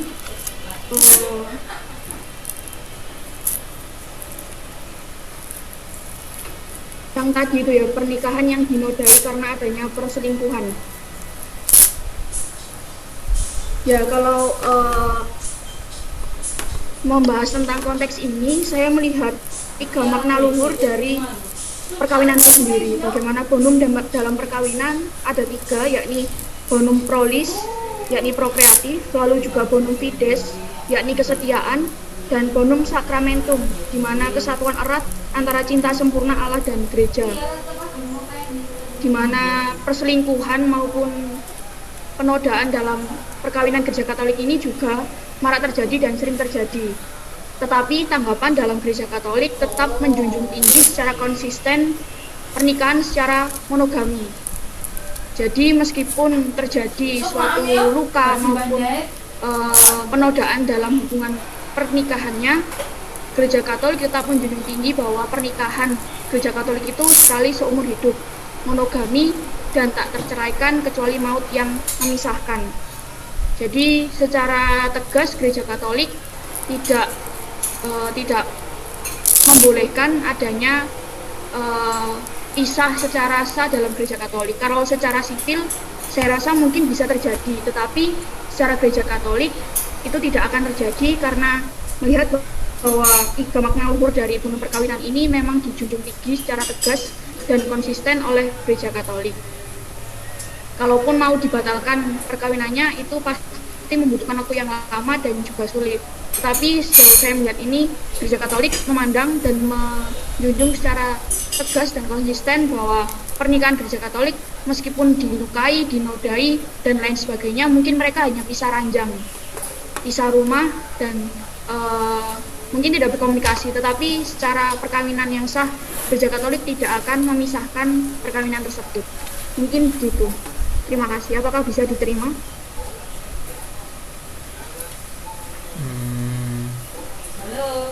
Menarik untuk menambahkan sudut pandang Paus Fransiskus ya dalam kenyataan hidup. Seringkali tidak semudah itu ya, bahwa ketika terjadi perkawinan lalu terjadi perselingkuhan, seringkali juga kadang-kadang pasangan tidak gampang menerima Jadi kita punya tugas untuk mendampingi supaya pasangan yang diselingkuhi itu bisa memaafkan. Idealnya begitu, ideal. Meskipun ini juga tidak gampang. Apabila terjadi akhirnya kita nggak ngerti ya, kita nggak ngerti gereja, nggak ngerti orang-orang, nggak ngerti, tiba-tiba mereka minta cerai sipil, lalu mereka tiba-tiba nikah lagi misalkan, maka sekali lagi tugas kita adalah mendampingi, karena mereka orang-orang yang menurut bahasa saya orang-orang yang terluka, dan ini yang perlu kita dampingi supaya mereka merasa tetap menjadi bagian dari gereja. Gereja adalah bunda yang memahami duka derita mereka. Selain kita tidak bicara soal hukumnya harus begitu, tapi juga pastoralnya perlu dikembangkan, keterbukaan, merangkum mereka begitu.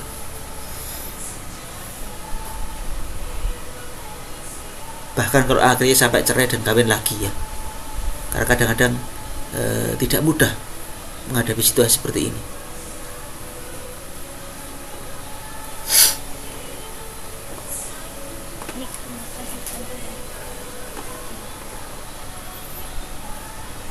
Ya, masih ada pertanyaan yang lain, silahkan. Saya Pak, selanjutnya saya ingin mencoba pertanyaan dari Patricia Somi tentang keluarga memandang pendidikan penting bagi anak, terutama soal cinta kasih dalam keluarga. Lalu pernah ada persoalan bahwa anak itu berpikiran bahwa orang tuanya itu pilih kasih dalam merawat mereka, sehingga menimbulkan iri hati. Lalu bagaimana tanggapan kelompok?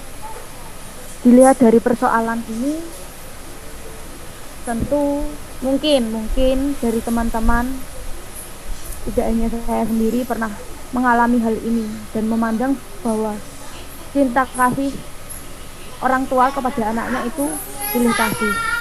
Tetapi sebetulnya tidak seperti itu. Misalnya, kebutuhan antara anak usia dini dengan dewasa itu berbeda, sehingga apa yang diberikan orang tua kepada anaknya itu memang berbeda sesuai dengan kebutuhannya masing-masing. Ketika misal yang sering terjadi, orang tua lebih perhatian kepada adiknya ketimbang kakaknya. Mengapa seperti itu? Karena biasanya itu adiknya lebih membutuhkan bimbingan lagi, sedangkan yang kakaknya sudah lebih mengerti karena sudah mengalami terlebih dahulu daripada adiknya.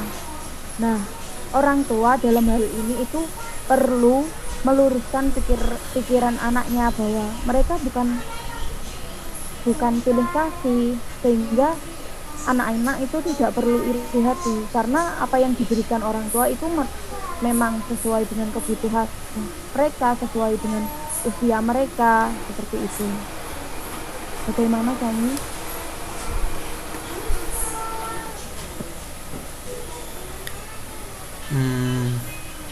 Saya usul memakai dua perspektif, Monica. Jadi iya, Pak. Memandang kasus ini secara dalam dua perspektif, cara pandang anak dan cara pandang orang tua. Jadi orang tua juga harus dibantu supaya menjadi orang tua yang memberikan pendidikan yang sebaik-baiknya bagi setiap anaknya, tentu dengan sesuai dengan kebutuhan anak masing-masing. Karena kadang-kadang kita juga mengalami ya, ada orang tua yang tidak jenis orang tua yang pilih kasih ada, tapi juga seringkali anak tidak mampu melihat, tadi yang Monica katakan. Jadi dua hal ini harus dibantu, harus didampingi. Anak bagaimana memandang orang tuanya, tapi orang tua juga bagaimana memberikan pendidikan yang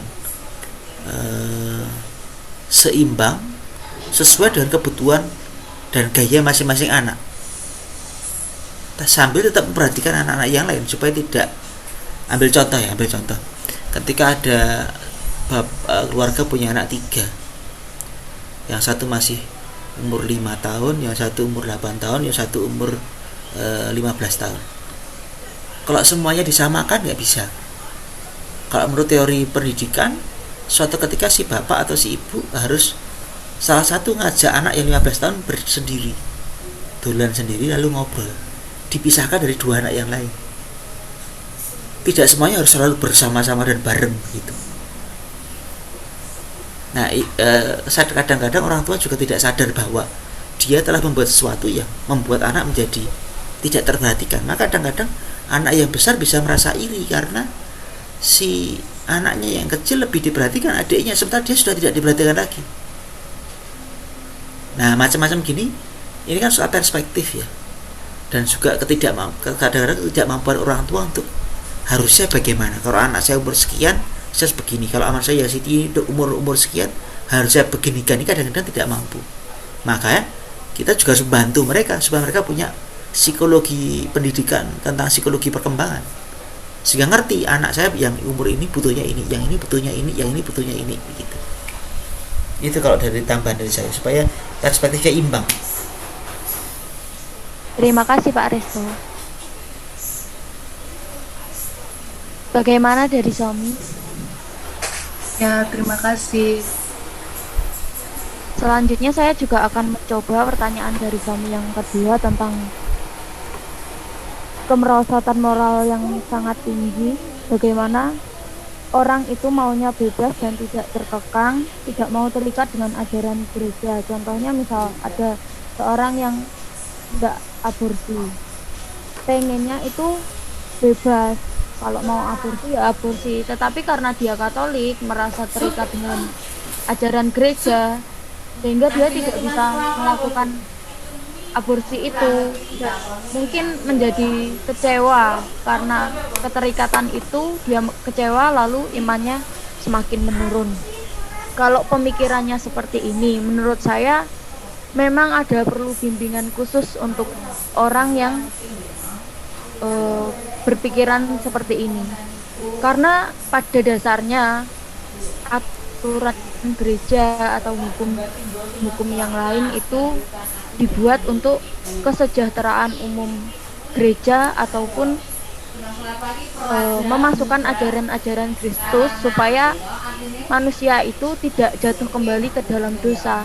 Hal ini itu tujuannya baik untuk menjauhkan manusia dari dosa itu sendiri. Tetapi ketika manusia malah berpikiran aturan itu malah mengekang dia menjadi tidak bebas, ini perlu diperhatikan lebih, perlu dibimbing orangnya agar yaitu supaya imannya dia itu tidak turun dan tidak salah paham terhadap perspektif tentang aturan-aturan gereja yang telah dibuat seperti itu.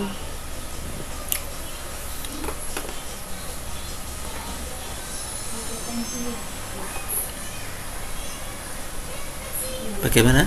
Ada tanggapan? Berarti pembinaan iman dari keluarga itu sangat penting ya, maksudnya menikah. Saya rasa bukan hanya dari keluarga saja, tetapi gereja juga memiliki peranan. Kalau pernah di materi Pak Risto juga dijelaskan bahwa orang-orang yang memiliki masalah seperti ini hendaknya tidak dibuang, justru harus dirangkul seperti itu. Jadi bimbingan baik dari keluarga maupun gereja itu penting bagi orang-orang yang memiliki masalah seperti ini. Begitu, Sami. Oke, terima kasih, Mon. Lanjut. Baik Pak, saya ingin menjawab dari saudara Nino.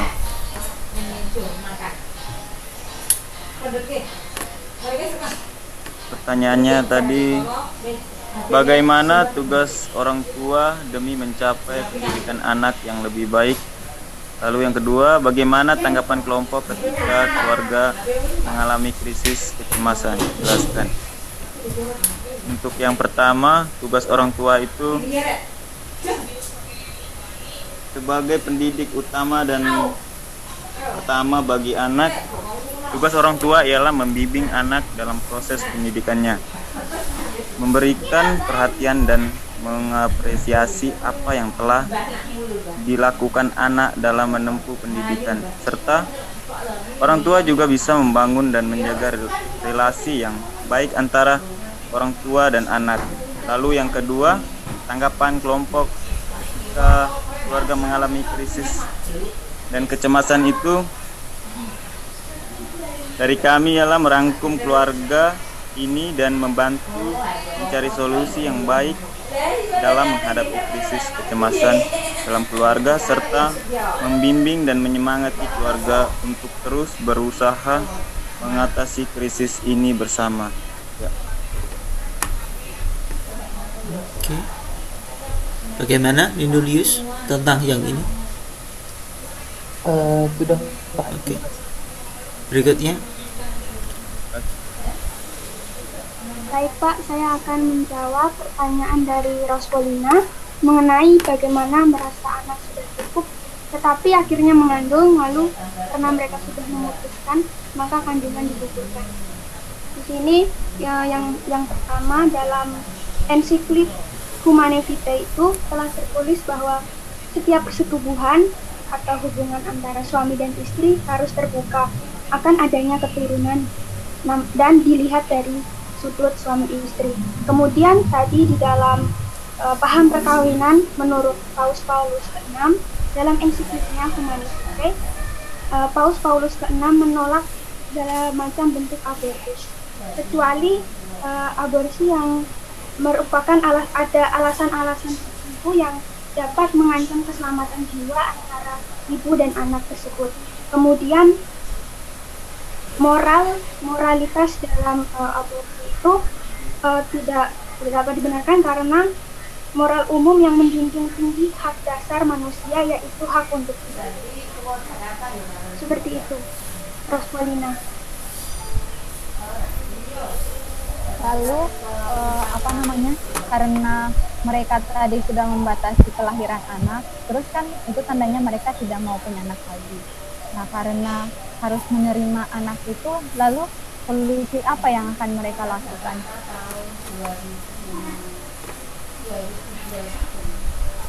Rospolina, apakah yang di mereka itu memakai gak mau punya anak itu berarti apakah memakai pengaturan kehamilan buatan? Tidak, Pak. Tidak. Begini loh. Mentalitas yang harus kita bangun ya untuk orang Katolik adalah bahwa setiap hubungan seksual itu harus bersifat open to life. Open to life itu artinya terbuka. Tentu kita bisa mengatakan sudah saya punya anak 2 saja cukup, ya itu boleh. Tetapi setiap kali melakukan hubungan seksual harus sadar bahwa setiap hubungan seksual itu terbuka pada keturunan, meskipun dia pakai pantang berkala. Maka, ini mentalitas si orang tadi yang perlu dibenahi. Gereja mengizinkan menggunakan pantang berkala karena ini baik, karena tetap menjunjung sifat dari moral dari hubungan seksual, yaitu bersifat terbuka karena adanya keturunan. Maka menurut saya, ya orang tua itu harus sadarkan bahwa ini jati diri dari pandangan gereja. Disadarkan supaya mau merawat anaknya. Tapi kalau sudah terlanjur digugurkan karena dia tidak tahu, ya harus diampuni, pengakuan dosa, supaya diterima kembali dalam pangkuan gereja. Kalau sudah terjadi tindakan aborsi loh ya. Karena setiap orang yang melakukan aborsi, dia yang membantu secara langsung itu terkena ekskomunikasi late sentensi. Lalu pengakuan dosanya harus kepada uskup atau imam yang diberi delegasi oleh uskup dan dicatat dalam buku catatan kuria keuskupan.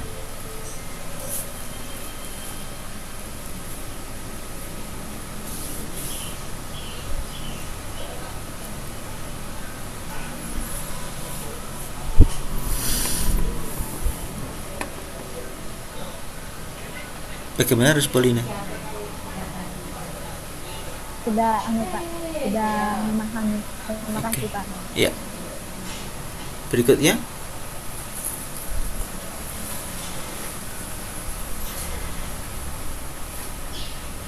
Saya Pak ingin menjawab. Silakan.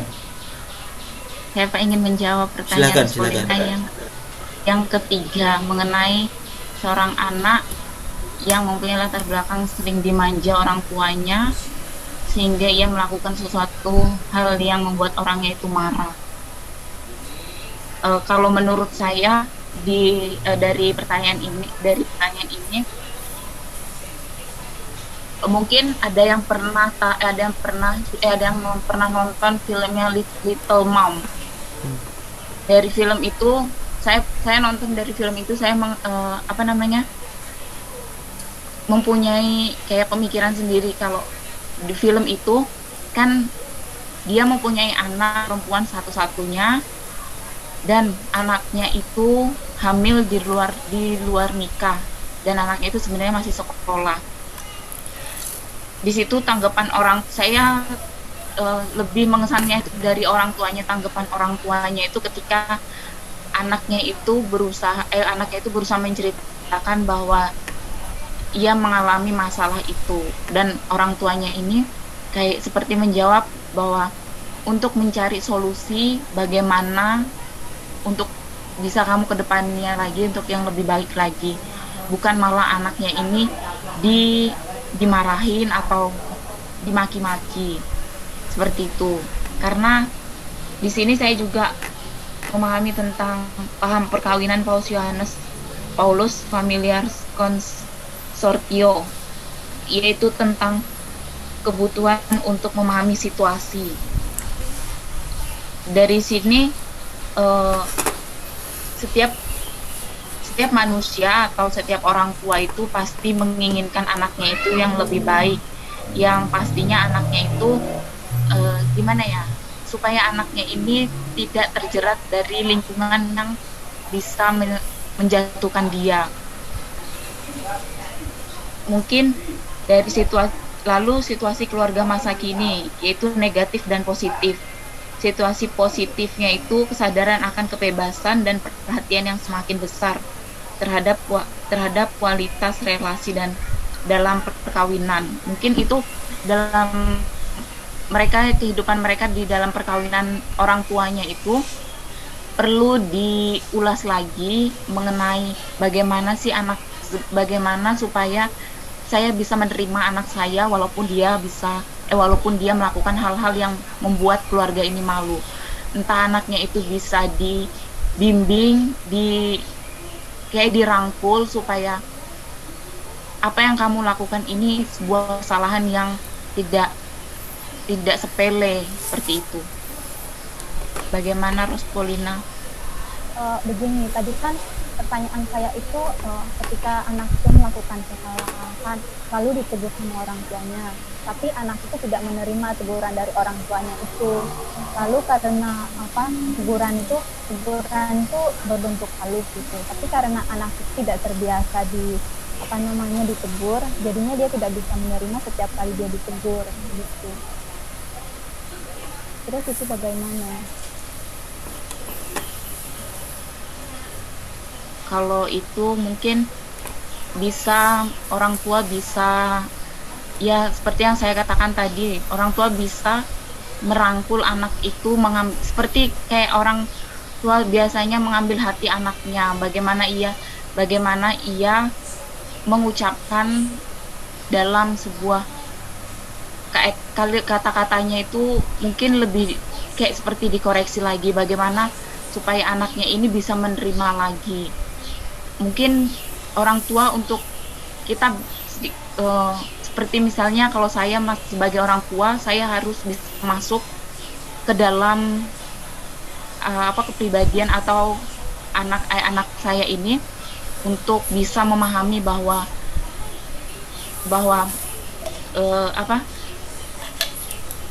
memang kesalahan dimanja itu sebenarnya kalau dimanja itu mungkin bisa kesalahan dari orang tuanya juga bisa, dan juga bisa kesalahan dari anaknya.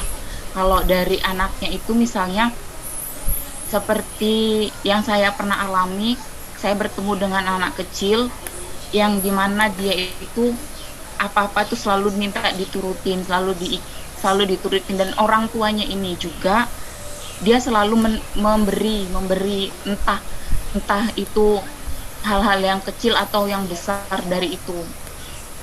Mungkin orang tuanya bisa untuk lebih merangkul anaknya itu.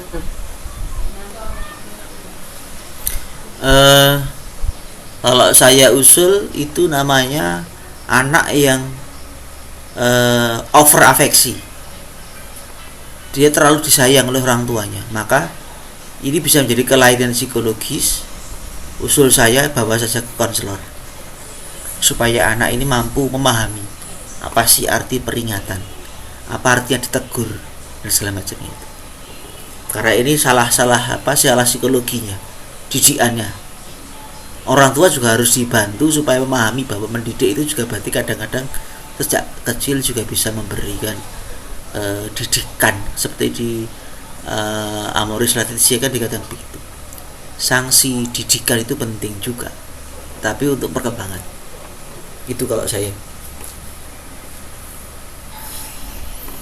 Baik Pak Ratna, terima kasih atas penjelasannya. Oke, Asmi, saya ada 2 pertanyaan. Sekarang jam 1:30 bagaimana?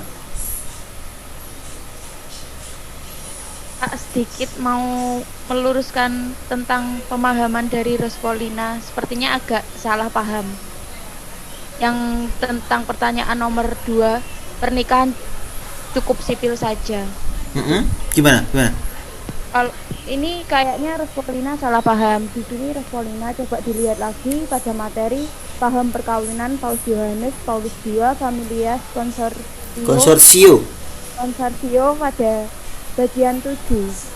Nah, pernikahan cukup sipil saja ini masuk ke dalam pengaruh lingkungan terhadap kesadaran umat beriman. Jadi bukan diperuntukkan bagi gereja melakukan pernikahan sipil saja, tetapi ini pengaruh-pengaruh yang ada di lingkungan yang dihadapi oleh gereja. Jadi apabila dikatakan pernikahan sipil itu bertentangan dengan gereja, tentu bertentangan karena tidak sesuai dengan ajaran gereja, seperti itu. Itu Pak. Oke. Makasih Pak. Cukup ya. Ada 2-3 pertanyaan yang belum terjawab memang. Tapi kita sudah jam 1:30. Cukup teman-teman ya. Iya Pak. Ya Pak, cukup. Oke. Jadi terima kasih teman-teman untuk diskusi hari ini. Minggu depan, Jumat depan itu topik kita terakhir. Kita akan bicara soal pengaturan kehamilan dan aborsi. Sudah ada 2 video penjelasan dari saya. Materi pokoknya dari video itu. Kalau bukunya ada jurnal saya di Widya Yuwana, di Wina jurnalnya, Jipak ada. Lalu ada bukunya Romo Kuswaryanto tentang tolak aborsi yang bisa Anda cari di perpustakaan, atau kontroversi aborsi begitu. Oke, terima kasih untuk hari ini. Semangat semua. Jangan lupa persiapan buat paper untuk UTS-nya, tapi nanti dikumpulkan November. Ya Pak. Oke, terima kasih. Selamat siang. Siang Pak.